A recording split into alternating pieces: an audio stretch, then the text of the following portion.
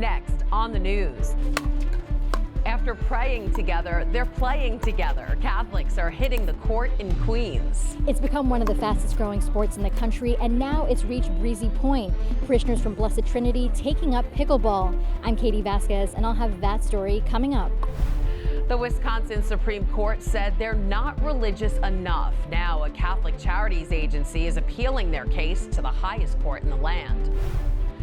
Add Rome to the list of gentrified neighborhoods, an increase in bed and breakfast leading to a hike in rent prices in the Eternal City. Plus, for the first time in years, the baths in Lourdes are opening up again. Thousands are expected to visit this week, hoping to receive a miracle.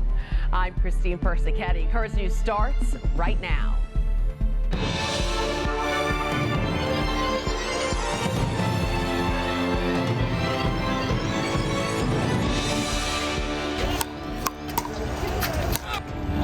It's hitting courts across the country, and now parishioners who normally gather to pray are also gathering to play some pickleball.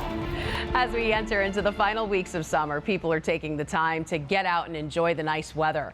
That's why one group of faithful Catholics has decided to meet outside of Mass, taking part in a sport that is sweeping the nation, pickleball. As Currents News' Katie Vasquez reports from Breezy Point, their prayers have even mingled into their playtime. Across the country, more and more people are picking up their paddles and playing pickleball. It's enough of a challenge that keeps us busy and active enough. It's just fun. According to the Sports and Fitness Industry Association, more than 13.6 million people played pickleball across the U.S. in 2023. That's a 65% increase from the previous year, which saw 8.9 million players. The rise in this sport hitting the courts of Breezy Point, where resident Lisa Neese says her Queens community has really picked up on the game. There's a few different rules and very weird scoring and very hard scoring to learn, but tennis definitely helps you with the game. It's a hand-eye coordination thing. So if you're good at a racket sport, you'll be good at pickleball. Throughout the week, 75 people from nearby churches like Blessed Trinity gather together for a few friendly games. If somebody says, that's it, my back's out, we're like, okay, that's it, the game's over. And we don't have a problem with walking away like that. Right. We're not going to the Olympics, let's put it that way. How did we do today, girls? It's a chance to socialize outside of church. It's a great social sport because you do get to talk, whereas in Mass you get to see everybody, but it's high and then you leave. Though parishioners like Teresa Sullivan say there's still a bit of faith infused into the game. I always ask for God to, bless me with some safety and not to get hurt. So far, God has blessed their paddles, allowing them to keep playing the game they love and connect to their church community. It's just a great way to be living, so we feel very blessed. And they say anyone who wishes to join is more than welcome. In Breezy Point, Katie Vasquez, Currents News. So fun. A Wisconsin Catholic agency is appealing to the Supreme Court to step in for a case they say is discounting their religious identity. The Catholic Charities Bureau of the Diocese of Superior, Wisconsin filed the appeal after the state's Supreme Court ruled they are not exempt from paying into the state's unemployment insurance system. The reason? Because their operations aren't primarily religious. The Catholic Charities Bureau wants out of the program so they can take part in the church's unemployment pay program. No word if the High Court will take up the case. After a Catholic church in Ukraine was destroyed by a Russian rocket, other churches in the area are making preparations for possible attacks. That's the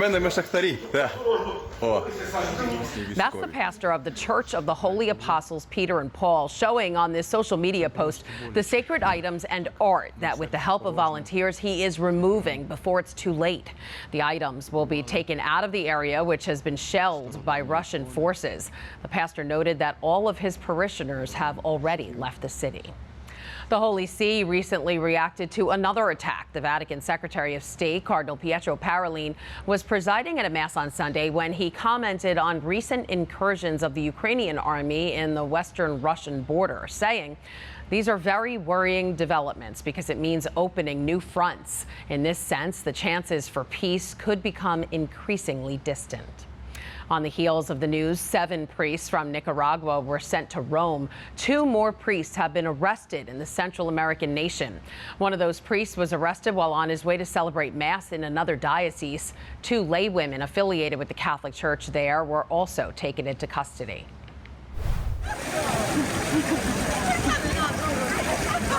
Preparations are underway for the 2025 Jubilee year in Rome, but ahead of the influx of visitors and influx of tourist accommodations are causing problems for the locals. We've experienced it in New York City, but now the issue is expanding to the Eternal City. Rome is becoming gentrified, and while it's helping save tourist money, it's costing the locals. Currents News' Jessica Easthope reports. Even the Eternal City is not immune to gentrification. People living in Rome are turning their rooms or apartments into bed and breakfasts, giving tourists the option to have a central spot within the city at a low cost. We're staying in an apartment 2 blocks from the Colosseum. We always want to be together comfortably, and in the hotel you sleep well. It's always clean, but in the end, B&Bs are always the cheapest and you still sleep well. There are more than 23,000 B&Bs registered in Rome, along with about 12,000 illegal tourist apartments that are neither registered nor regulated. Many of them are scams, and Italian authorities want to tackle this problem before the 2025 Jubilee. We expect the national government to issue a series of regulations, including the Unique Identification Code, which will allow them to find all these illegal businesses. They evade tourism tax, and it hurts the city. 2 more big issues have also risen with this increase in B&Bs, less housing available for residents, and skyrocketing rent prices. Clearly, greater demand means higher prices, also because then there are less available apartments. There are some, but they're all turning into B&Bs. The result? Residents are forced to move out of the city. This is the case for Matteo, a porter in a building with tourist apartments. He has a long commute to work because he can't afford to pay for housing near the center. This unfortunately affects local people a lot because the cost of rent is very high.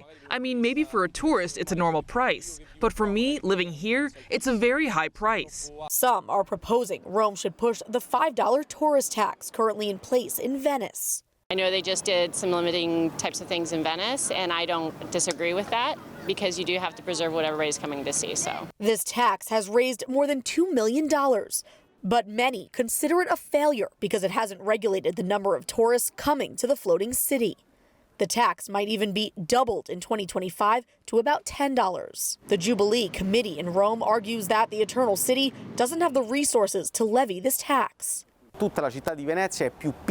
entire city of Venice is smaller than the center of Rome, so it is clearly a completely different situation.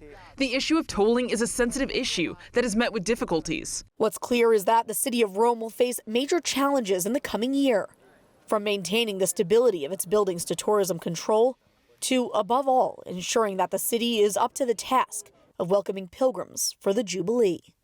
Jessica Easthope, Currents News.